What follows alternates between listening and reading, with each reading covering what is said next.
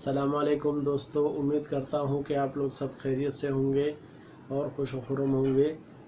आज मैं आप लोगों के साथ एक केस डिस्कस कर रहा हूँ।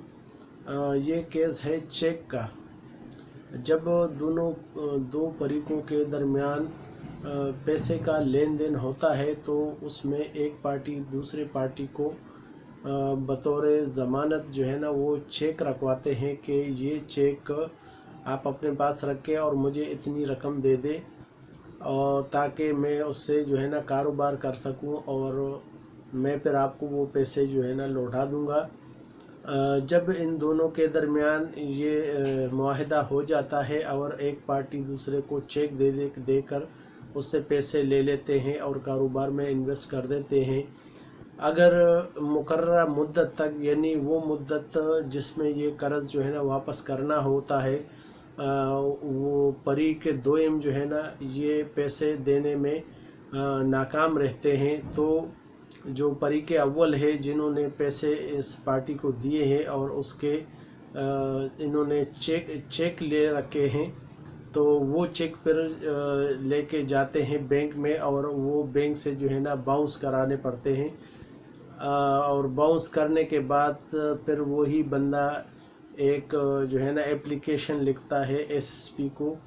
कि फरीक दोयम ने, ये फरीक अव्वल ने मेरे साथ जो है ना चीट किया है और मुझे चेक दिया है, लेकिन उसके जो अकाउंट है उसमें बैलेंस न होने की वजह से वो बाउंस हो गया है। अब लिहाजा चूँकि इसने मुझसे चीट की है, मुझसे धोखा दिया है मुझे, तो मुझे इसके ख़िलाफ़ जो है ना एफआईआर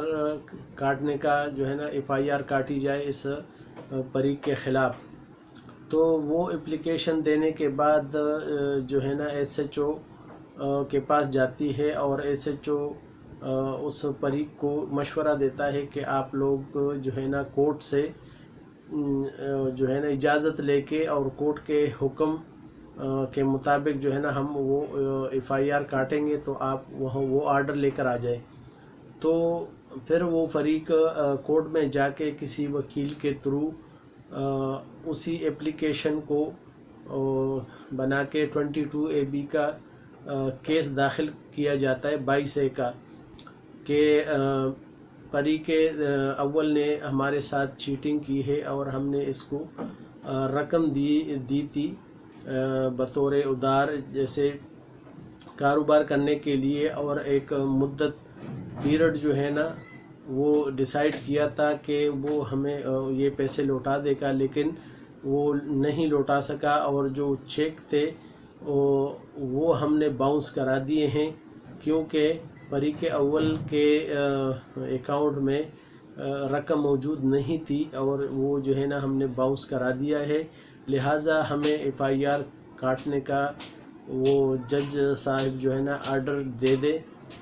तो ये कि हम उसके ख़िलाफ़ कार्रवाई करें। लिहाजा जब ये फ़ाइल हो जाता है तो उसके बाद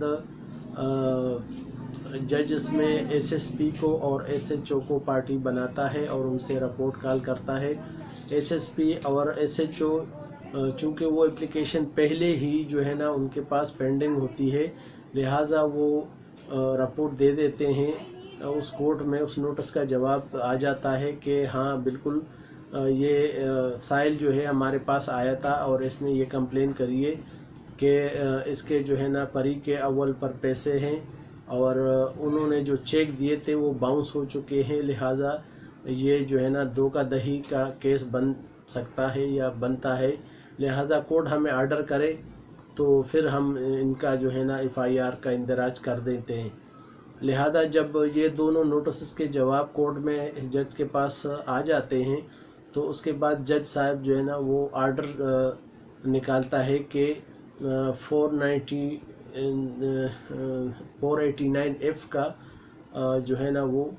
केस बनता है, 498 का, 420 का, और फिर जो है ना वो मुतल्लिका जो थाना है उसी आर्डर के बिहाफ पर वो लोग जो है ना एफआईआर काट देते हैं।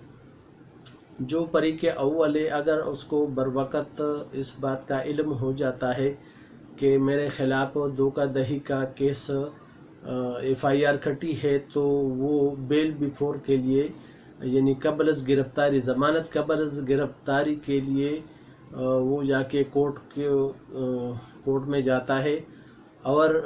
اس کا جو وکیل ہوتا ہے وہ ضمانت ان کی جو ہے نا کرا لیتا ہے، جو FIR اس پہ کٹی ہوتی ہے اس کرائم میں جا کے وہ ضمانت وہاں سے ہو جاتی ہے، لیکن ضمانت وہ انٹیریم ہوتی ہے، اور چالان پیش ہونے کے بعد جو ہے نا، کیونکہ وہ کچی ضمانت کہلاتی ہے، اور اس دوران اس کو 1 ہفتے کی یا 5-4 دن کی جو ہے نا وہ ڈیٹ مل جاتی ہے، اور اس کے بعد جج جو ہے نا اس کی ضمانت کو جیسے ضمانت اس کی جو ہے نا پکی ہو جاتی ہے، کچی ضمانت پکی ہو جاتی ہے، اور اس کے بعد جو ہے نا کیس چلتا ہے۔ تو میں آپ لوگوں کو یہ بتاتا چلوں کہ چونکہ یہ جو ہے نا پیسے کے لین دین کا کیس ہوتا ہے، تو FIR میں اس کو جو ہے نا یہ کہ وہ تو فراڈ کا کیس بن جاتا ہے، لیکن سائل کو وہ پیسے نہیں ملتے، کیونکہ اس کے لیے پیسوں کی وصولی کے لیے اس کو ایک سمری سوٹ داخل کرنا پڑتا ہے، جو سول کورٹ کے میں جمع ہوتا ہے، داخل ہوتا ہے، اور سمری سوٹ میں جو ہے نا پارٹی بنائی جاتی ہے، اور وہاں پر جتنی بھی رقم فریق اول کی طرف ڈیو ہوتی ہے، تو اس کا جو ہے نا کورٹ پی اسٹامپ لے کر اس کا کیس داخل کیا جاتا ہے کہ اتنی رقم جو ہے نا لین دین میں اس فریق اول کی طرف ہماری ہے، اور یہ ہمیں کورٹ جو ہے نا ان سے دلائے جائے۔ لہٰذا یہ دوسرا کیس جو داخل ہوتا ہے یہ سمری سوٹ کہلاتا ہے، اور اس میں فریق دوئم فریق اول سے پیسوں کا تقاضا کرتی ہے، اور جج اس میں نوٹسز کر دیتا ہے دوسرے پارٹی کو، تاکہ وہ آ کے اپنا موقف بیان کرے، یا کسی وکیل کے ذریعے یا خود کورٹ میں اپیئر ہو جائے،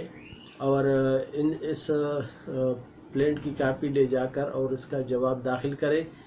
کہ ان کا کیا کہنا ہے اس ضمن میں۔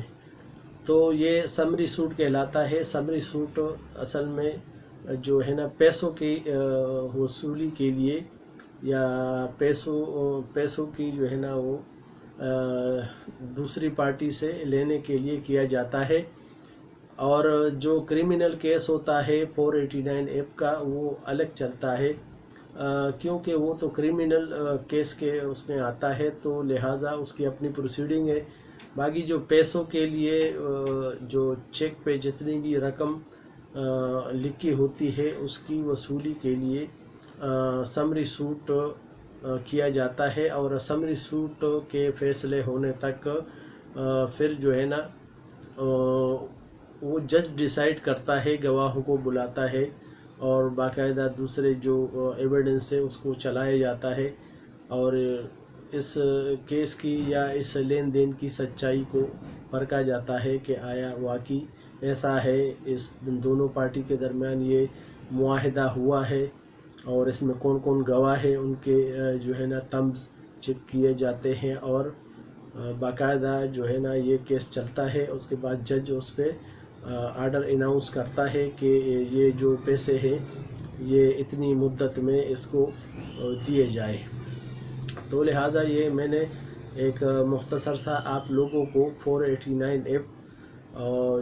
چیک باؤنس کا آپ کو طریقہ کار بتا دیا ہے۔ کئی لوگ یہ سمجھتے ہیں کہ FIR کٹنے کے بعد ہمیں پیسے کیوں نہیں ملے، تو چونکہ فراڈ جو ہے نا وہ کریمنل کیس بن جاتا ہے، اور جو پیسوں کا لین دین کا ہے وہ سول نیچر کا کیس ہوتا ہے، تو لہٰذا اس کو دونوں کو الگ الگ اس میں دیکھا جاتا ہے۔ بس میں نے آپ لوگوں کو جو ہے نا یہ اس چینل کے ذریعے یہ معلومات فراہم کر دی ہے۔ آپ میرے اس چینل کو سبسکرائب کریں، لائک کریں اور کمنٹس کریں، اور کوئی بھی مسئلہ ہو تو مجھے کمنٹس میں بتائیں۔ انشاءاللہ میں آپ لوگوں کی رہنمائی کے لیے مزید ویڈیو اپلوڈ کرتا رہوں گا۔ السلام۔